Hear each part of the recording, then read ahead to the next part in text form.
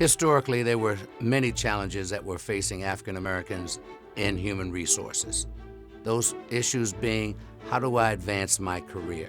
What are some of the pitfalls that I need to really be aware of that may be inhibiting my career advancement?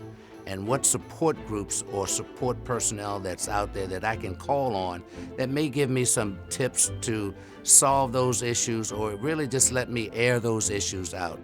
In 1998, we were meeting in Orlando, and 12 of us decided after that particular meeting we needed to go national. And those 12 represented 12 different cities that had an organization in their own, but they weren't connected to a national. And by the 12 coming together over a year, we decided and we were committed to forming a national organization to address those issues facing African Americans in human resources on a senior level, on a mid-level, and also on an entry level. So they would have support and recognition of what those issues are, and then we could come up with solutions possibly to answer and help them further their career. So in 1998, the idea was created. In 1999, it became a reality of the National Association of African Americans in Human Resources.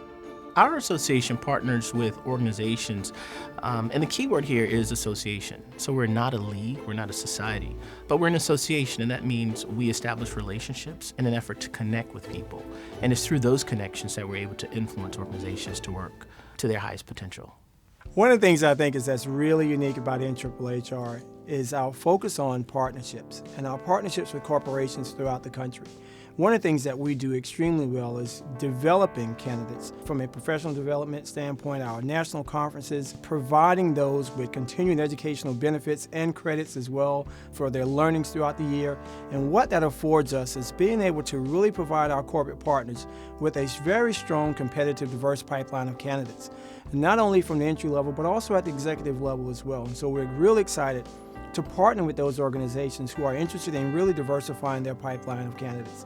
I've been involved with NAAAHR for the past 15 years or so. The greatest value that NAAAHR gives, in my opinion, is the networking, the ability to interface with other executives, to have the chance to share ideas, debate different issues, to problem solve together, share best practices, and have a chance to socialize with people that are in both different industries as well as the same industry, but all in the common theme of human resources. So I'm at the MBA, and I've spent 15 years within NAAAHR at multiple different companies. I think for future HR professionals, this is a great opportunity for the MBA to be able to tap into the network of professionals that are out there. We all live in the war for talent, so there's an opportunity for us to be able to engage the best and brightest in the human resources field and also capitalize on diversity and have that chance to acquire that talent, to then help to develop future talent, and ultimately to engage that talent. As the CEO and founder of the Dignity and Respect campaign, NAAAHR actually gave me the platform to launch the campaign and introduce it to a new audience. Our mission is to make the world a better place for all to live with all of our differences. And it also gives us an opportunity to help organizations.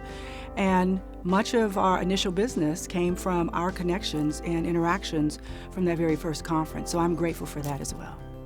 NAAAHR holds a special place for me because of the relationships that I've built over the years.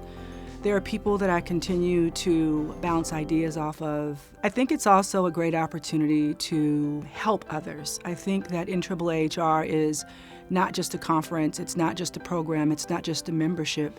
It's like a network of people who become like extended family, like a cousin that you haven't seen in a while, and you run into them and you have an opportunity to catch up like old times, as well as obviously keeping the focus on what it's all about and making sure that we're growing the next generation of leaders.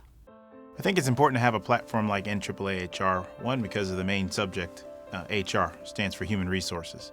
So in today's business environment, HR, human capital, people is the big differentiator. And so to have an organization that focuses on sort of best practices, skill development for people that have dedicated their profession to human resources, I think is critical. And so when I think about my business, Holland America Line is a cruise business. And so we focus on human capital and that touch between an employee and a guest. And so each and every day, thinking about what are the things that I can do to maximize the impact of the 16,000 employees that make up my company. And in order to do that, I pull on the experiences that I had in human resources. And so being a part of organizations like NAAAHR, where I've been able to learn and be exposed to best practices from the other executives or looking at other industries, those lessons learned are things that I pull from each and every day as I lead and manage my current organization today. I would strongly encourage any HR professional, especially an HR professional of color, to get involved in NAAAHR. It's a built-in network. It's a great opportunity to grow and build your career.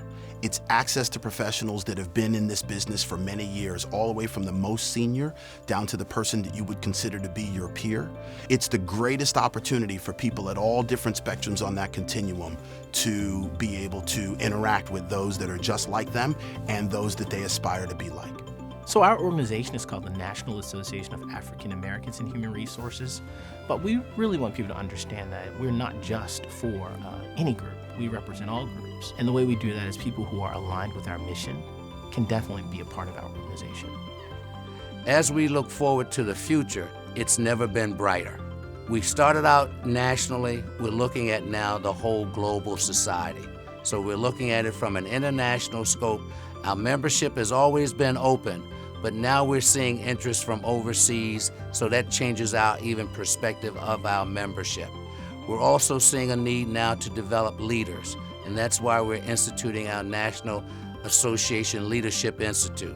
We're revamping our website to include digital things, webinars, and all. So when we look at our mission, our leadership, and in our technology, we're really becoming the organization of the future.